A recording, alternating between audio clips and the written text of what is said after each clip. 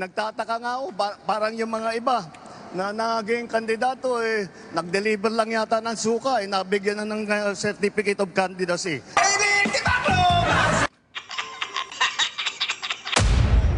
So it will be more on performance-based. That's yun po ang napag-usapan po namin. Hindi po namin aatakihin yung kabila. Sabi nga natin, we don't like that negative publicity. Pero yung kay Pangulo po, siya po yung Pangulo. Hindi naman po natin pwedeng diktahan ho yun. Kanyang opinion po yun. Maraming salamat po. Ayaw nila yung sinabi ni Pangulo nila. Siya, ulitin natin. Hoy, Bongbong Marcos, maginig ka dito. Wala stick tong senatorial mo, tinira ka niya. Si Erwin Tulfo, tinira si Bongbong Marcos. Umanda ka kay Butod. Umanda ka kay Palaka. Ito, pakinggan po natin. Kaya dito, si Erich Sylvester, ay ano sabi niya dito? Si Pangulo ay, bagamat siya po ay ika nga Pangulo natin, pero hindi po siya ang kandidato. So, meron po siyang idea, may opinion.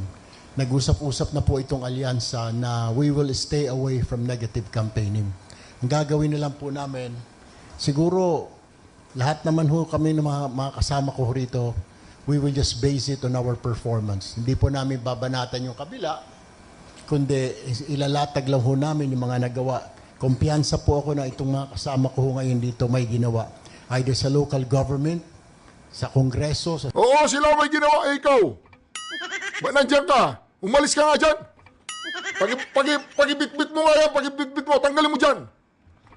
Baka kung ano na naman ang gawin yan, pineki yung pangalan, dinala yung matris ng nanay niya doon sa Hawaii, kung ano-anong ginawa niya. Bakit mo sinabing pinanganak ka sa Hawaii, hindi ka nahiya sa nanay mo? Take mo very, very seriously. At hindi ito kinukumpara sa boyfriend and girlfriend. Kasi kung makipag-break ka sa boyfriend-girlfriend mo, meron at least madaling magkaroon ng kapalit. Pero yung trust sa iyo... Anak ka ng... Teka lang, wag ganyan. Wag ganyan, wag namang agad naman magkaroon ng kapalit. Grabe ka naman. Baka nag-iwalay kayo ng boyfriend mo tsaka girlfriend mo, kaagad makakahanap ka ng kapalit. O, pakinggan po ninyo, palikera yata ito eh. Anak ka ng... Ito, pakinggan po ninyo. ng bansa na dapat tinitake mo very, very seriously. At hindi ito kinukumpara sa boyfriend and girlfriend. Kasi kung makipag-break ka sa boyfriend-girlfriend mo, meron at least madaling magkaroon ng kapalit. Anak ka ng... Hindi po pwede yan. Ganyan ka naman grabe ka, Pras Castro, the convicted. Anak ka ng... Pag nagkaiwalay kayo ng girlfriend tsaka boyfriend mo, agad madaling makahanap. Hindi ka muna masasaktan, mag-emote-emote sa isang sulok, mabobroken hearted, walang ganon. Kaagad, ganon yung makakapaghanap ka, hanap ka kaagad ng bago. O di ba, narinig po ninyo si Pras Castro, palikera yata to eh. Anak ka ng... Palikera ka ba, ma'am? Grabe ka, mama. Kung makapanghusga ka, si BP Sara kasi, true love lagi yan, true love.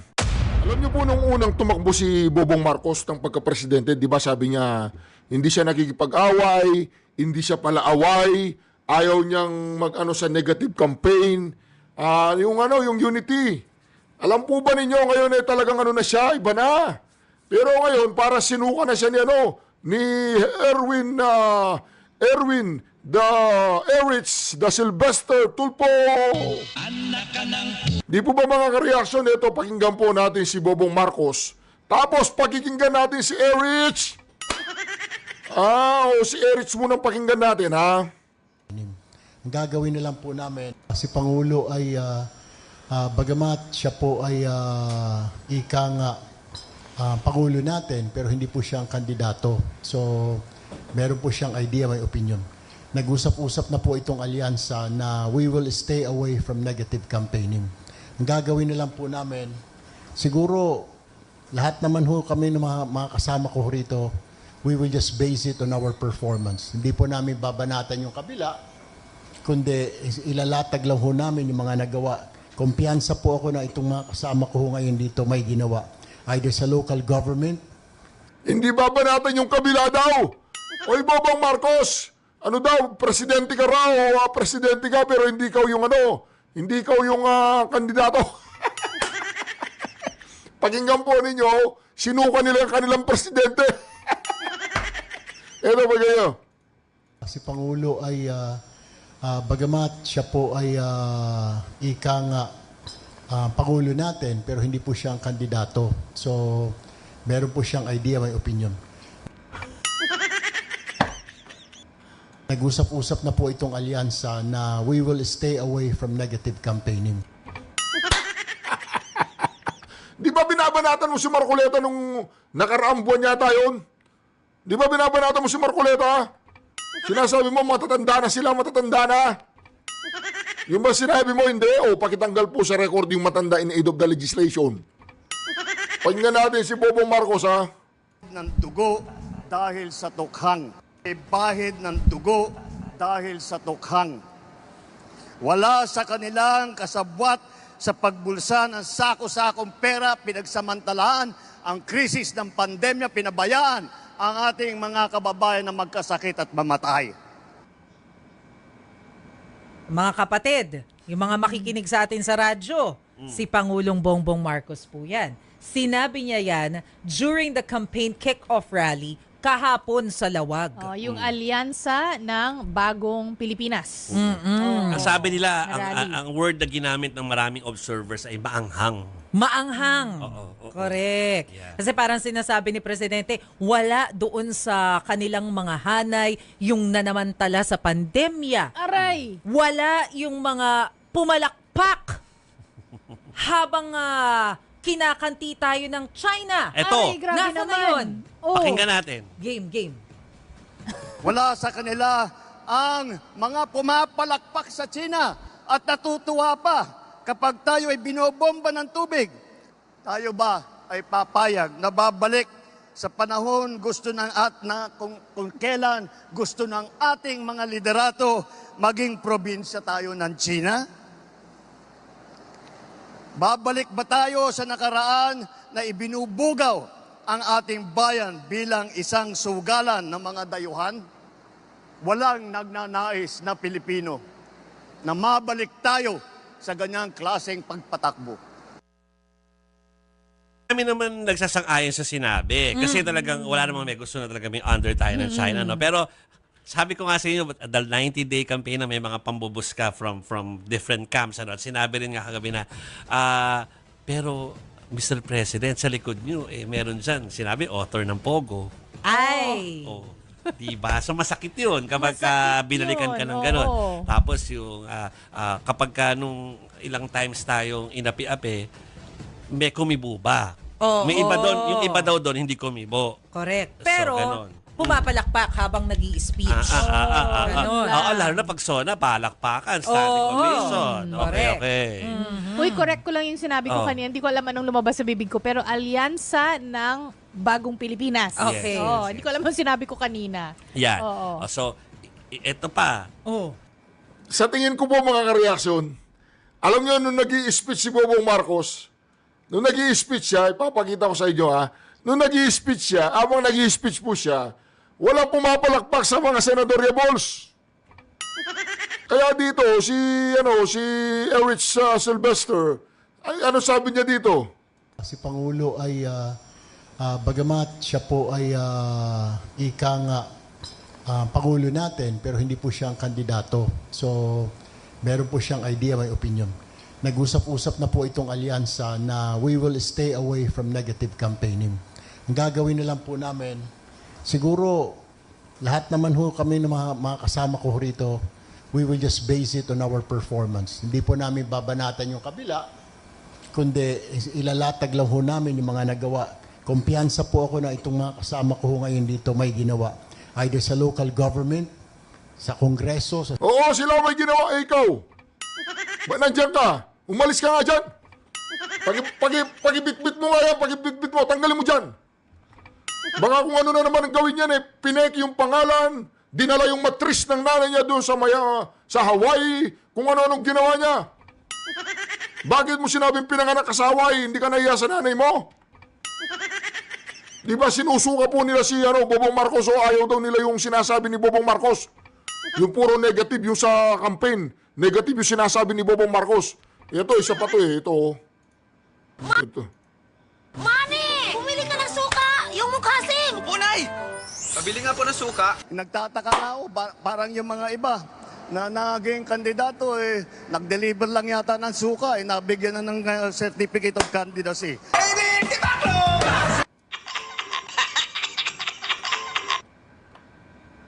Namo.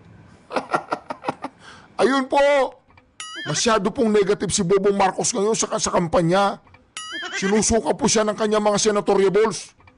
Ayaw po nila daw yung negative campaigning. Parang nagiging palaban daw po si Bobong Marcos. Parang gusto niya maging tigre. Kuting lang. Kuting Marcos, hindi tigre ng norte. Meow meow ng norte. Meow meow. Narinig po ninyo yung speech niya.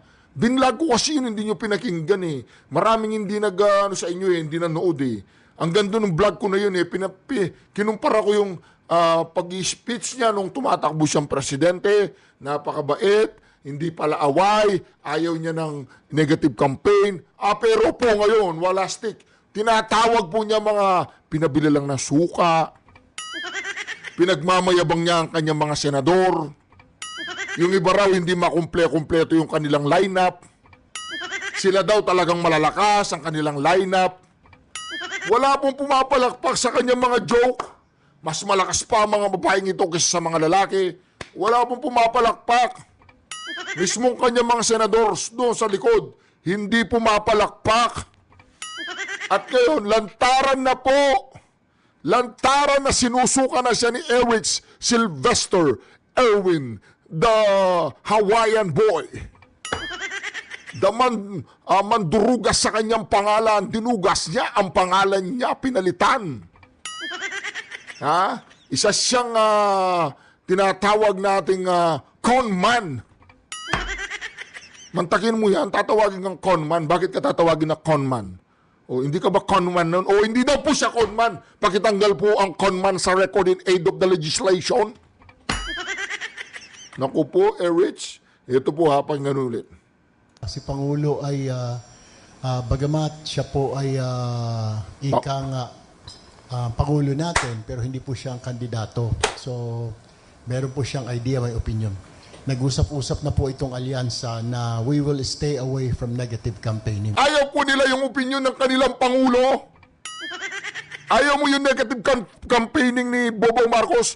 Tinawag niyang bumili lang na suka yung mga kalaban nyo. Wala silang bayad ng dugo sa tukhang, sa pogo. Ganun ba, Erich? Erich, ba't sinusuka mo si Bobong Marcos? Ba't tinatakwil mo si Bobong Marcos? Susumbong kita. Susumbong kita kay Bobong Marcos. Telepono ko. Hello? Malacanang ba ito? Malacanang, gusto ko makausap si President Bongbong Marcos. Honorable, the Excellency, President Bongbong Marcos. Gusto ko siya makausap. Ferdinand Bongbong Marcos Jr. Opo. Yung asawa ni Lisa Araneta Marcos. Yung tatay ni Jake Cyrus, ni Sandro Marcos. Dami mo naman tanong eh. Si Bobong Marcos, bigyan mo talabo. Tagal mo Okay, hey. Huwag ka mag-English, hindi kita maintindihan, Mr. President. Si Erich, susumbong ko sa'yo. Stay away daw sa negative campaign. Yun daw, ito, pakinggan mo sinabi niya, pakinggan mo. Yun daw, opinion mo, sa'yo na lang yun, ayaw nila. Si Pangulo ay, bagamat siya po ay Pangulo natin, pero hindi po siya ang kandidato. So, meron po siyang idea, may opinion. Nag-usap-usap na po itong alyansa na we will stay away from negative campaigning. Ayaw niya yung negative. Ikaw kasi puro ka negative sa speech mo eh. Ayaw niya o sinusuka ka niya. Sabi niya, ayaw namin negative. Lumayo ka dito. Bubong Marcos, ayaw namin negative. Malis ka dyan. Ba't nagsasalita ka sa harap? Anak ka ng Yun po ang sinasabi nating negative campaigning. Ayaw po yan ni Erwin Tulfo. Ayaw po. Kaya mga ka-reaction, lumayo-layo po kayo sa ganyang mga klase ni Tulfo. Yan po, tinitira na po niya si Bongbong Marcos. Namo. Tinitira na po niya. Ito, tinitira na niya. Si Pangulo ay, bagamat siya po ay ika nga Pangulo natin, pero hindi po siya ang kandidato. So, meron po siyang idea, may opinion. Nag-usap-usap na po. Diretsahin mo na. Ayaw namin yung pinagsasabi niya doon sa kick-off campaign. Tinawag niyang pinabila na suka. Kumpleto ang kanyang mga yung iba nahihirapang kumuha ng mga malalakas na kandidato. Ang mga kandidato niya malalakas. Sablay yung speech niya, yabang niya, bulok. Ang pangit ng speech. O di ba? Wala naman nagkagusto sa speech niya eh. O, pakinggan natin ha. Itong alyansa na we will stay away from negative campaigning. Ang gagawin na lang po namin, siguro lahat naman ho kami ng mga kasama ko rito, we will just base it on our performance. Hindi po namin babanatan yung kabila, kundi ilalatag lang ho namin yung mga nagawa. Kumpiyansa po ako na itong mga kasama ko ho ngayon dito may ginawa. May ginawa mga yan. Hindi nyo babanatan yung kabila. Anong gagawin ninyo? Ganyan lang? Hindi mo binabanatan si Marcoleta nung isang araw? Ayusin mo, Erwin ha? Ayan o, E.T. E.T. siya, Erwin Tulfo, E.T. Alien to. Hindi na Erich, E.T. na siya, E.T. Napanood ko yung pelikulang E.T. eh. 1980 yata yun. anak ka ng Yung pelikulang E.T. noong 1980. anak ka ng 1980 naman talaga yun eh. Yung E.T. anak ka ng Paulit-ulit naman yan, ka-reaction. Huwag naman, diretso mo na yung video. Sa local government, sa Kongreso, sa Senado, may mga alam naman ho ninyo yun. You being the media, na I'm sure na Dario din po lahat ng mga ito. 3 senador po, 4 po. Manny Pacquiao in the Senate before, Senator Ping, Senator Soto, Senator Tolentino, and then sa local government, si DILG, and then si Mayor Abibinay. Sa Congress po ako and si Congressman Villar. May mga ginawa po. So it will be more on performance-based. That's yung po ang napag-usapan po namin. Hindi po namin aatakihin yung kabila. Sabi nga natin, we don't like that negative publicity. Pero yung kay Pangulo po, siya po yung Pangulo. Hindi naman po natin pwedeng diktahan ho yun. Kanyang opinion po yun. Maraming salamat po. Ayaw nila yung sinabi ni Pangulo nila. Siya, ulitin natin. Oy, Bongbong Marcos, maginig ka dito. Wala stick tong senatorial mo, tinira ka niya. Si Erwin Tulfo, tinira si Bongbong Marcos. Umanda ka kay Butod. Umanda ka kay Palaka. anak ka ng Ito, pakinggan po natin. Congressman Villar. May mga ginawa po. So it will be more on performance-based. That's yung po ang napag-usapan po namin. Hindi po namin aatakihin yung kabila. Sabi nga natin, we don't like that negative publicity. Pero yung kay Pangulo po, siya po yung Pangulo. Hindi naman po natin pwedeng diktahan ho yun. Kanyang opinion po yun. Maraming salamat po. Tinira si Bongbong Marcos ng patilikod ni Erwin Erich Sylvester Traidor. Pakitanggal yung traidor sa coordinator of the legislation. Pakitanggal yung traidor. Mantakin po ninyo yan. Pinitik ni Erwin Tulfo si Bongbong Marcos. Yan na, nagsisimula na. Nararamdaman nila ni si Sara Duterte. Nagsisimula na po. Bumabaligtad na po si Erich. Tinitira na po si Bongbong Marcos. Hindi raw siya pabor doon sa sinabi niya negativity.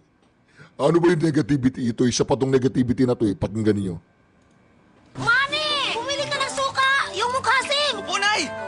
Pabili nga po ng suka. Nagtataka nga ako, parang yung mga iba, na naging kandidato, nag-deliver lang yata ng suka, nabigyan na ng certificate of candidacy.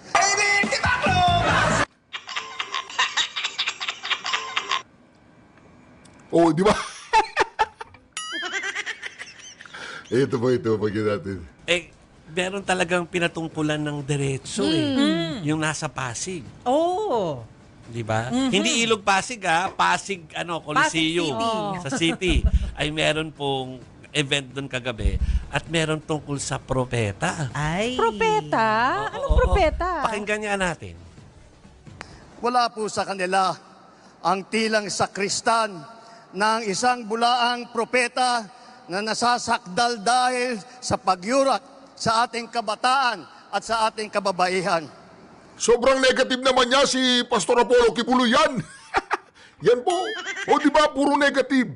Yung Tokhang, si Apollo Kibuloy, si ganyan-ganyan. Pag nanalo si Senador Kibuloy, boto po natin Senador Kibuloy. Ilagay natin sa balota. Kasama natin yan, kaibigan natin yan. O di ba? O.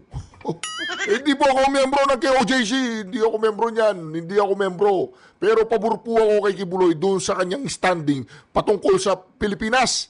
Yung pagsalungat niya sa mga makakaliwang grupong armadong pakikibaka, ayaw po niya yan. O tuloy natin yung video.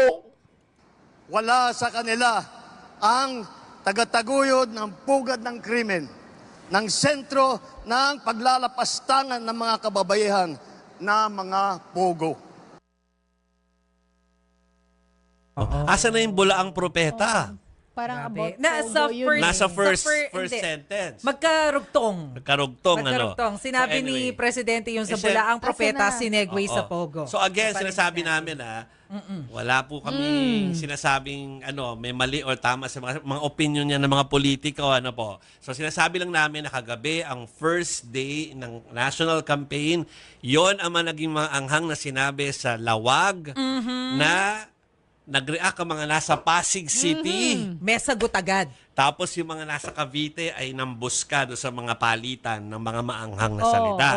So ganun po yung nangyari dyan. At para maging fair tayo, pasagutin natin yung mga pinatamaan. Okay. Oo. Pwede ba Painig. natin? Asa na? Sabi yun sa politika Sabi sa paligsahan ng putik. Pangalawa, ang pinatatamaan niya, obviously, yung tatlong kandidato, si Senador Bongo, Senador Bato, at saka si Pastor Kibuloy. Dapat tingnan niya mga record nun. Maaring wala silang karanasan ang sinasabi niya. Pero baka meron silang mga karanasan ng katiwalian. May karanasan ng kawalan ng kaalaman sa pagpapatakbo ng pamahalaan nung sila yung mga nakaupo pa. Si ano po yan Attorney Salvador Panelo. May isa Dating pang Presidential Chief Legal May isa pang Counsel. sumagot. Si Senator Bato. Yung droga given na yan Basta bigyan natin ng tsansa.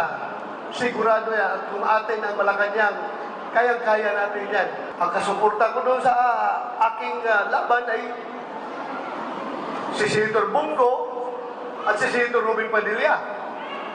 So pag magbotohan, tatlo lang kami, talo pa rin.